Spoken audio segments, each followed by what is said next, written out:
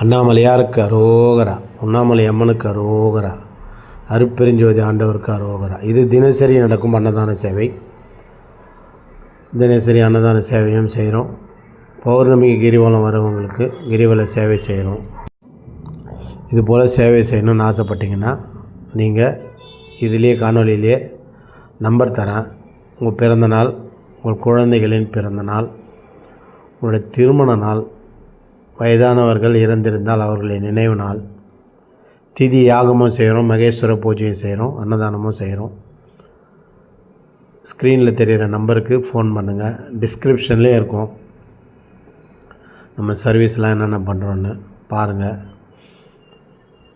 உங்களால் முடிஞ்சால் நீங்களும் ஒரு வேளை அன்னதானம் பண்ணுறதுக்கு உதவி பண்ணுங்கள். உங்களுக்கு தேவை புண்ணியம், அவர்களுக்கு தேவை பசிக்கு உணவு, எங்களுக்கு தேவை நிறைவு. இவ்வளோதான்.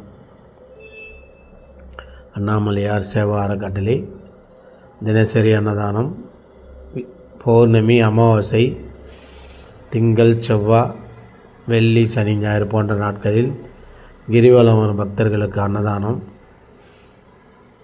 பௌர்ணமிக்கு மூட்டுவலி சூப்பு, மூட்டுவலி தைலம், குடிக்க மினரல் வாட்டர் போன்ற சேவை செய்கிறோம். இதை தொடர்ந்து 15 வருஷமாக செய்துன்னு வரோம்.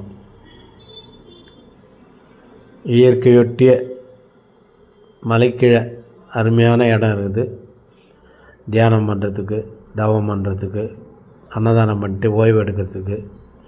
கிரிவலத்தில் பாதியில் இருக்கிறோம் நாங்கள். கிரிவலம் ஆரம்பித்து மறுபடியும் வந்து முடிச்சிடலாம் பாதியிலேயே.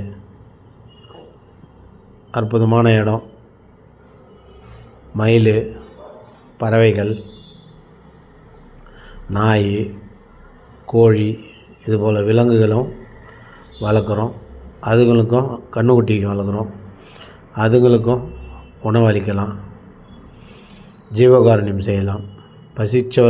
பசித்த ஜீவன்களுக்கு உணவளிப்பதே நோய்க்கு மருந்து. மூட்டுவலி சூப்பு, மூட்டுவலி தைலம், பசி பிணி போக்குதலே நம்ம வேலை. நன்றி. வாழ்க வளமுடன்.